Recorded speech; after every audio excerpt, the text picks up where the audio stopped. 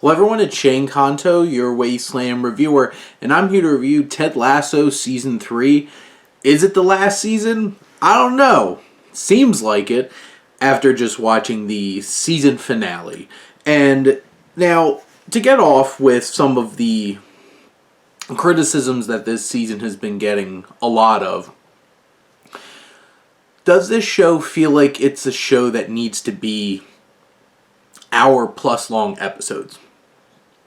It didn't start off that way, but I feel like the show has grown so much into an ensemble piece that you wouldn't be able to accomplish that doing the 30-minute episodes.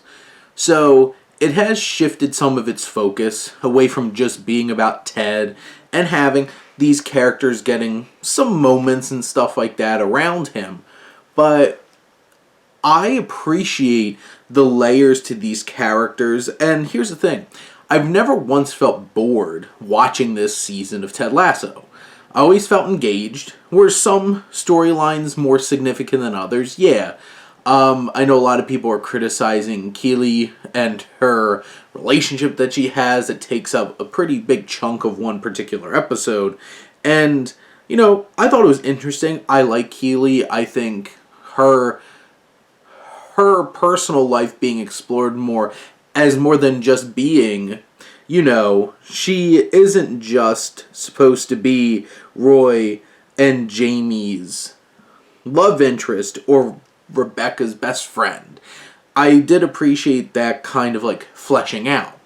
This season had some amazing episodes, and some of the particular episodes that really stood out, they had that whole episode that went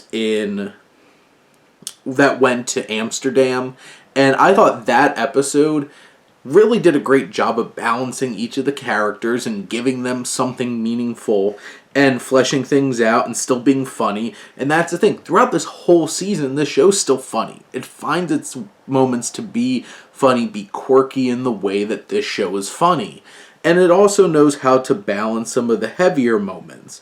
Some of the other episodes that really stood out, especially the last two with Mom City, that interaction that Ted has with his mother at the end of that episode is one of the best moments in this whole entire show. And it had so much depth to Ted as a character, and just the writing in that scene is so great, and just how he interacts with his mother in those moments. And I think this finale really helped solidify what this season was trying to show, is that it has never always been about Ted. And it's not supposed to just be about Ted.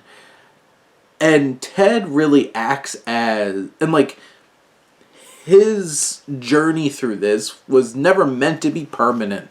He was never meant to go off to England and be a football coach in England for the rest of his life. This was his journey. And I feel like he has finally found his way back to what he needs to do with his son. And I feel like this show has really shown itself to be, Ted is somebody who comes into people's lives and leaves an impact.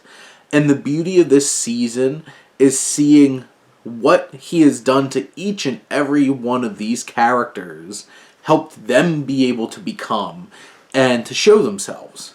And you see his influence on Coach Beard, on Rebecca, on Roy, and Jamie, and Nate. And Nate's heel turn and face turn through this season, I really appreciated, because you see him become frustrated with Ted and his belief, his ideology, but realizing that there's room for him to grow.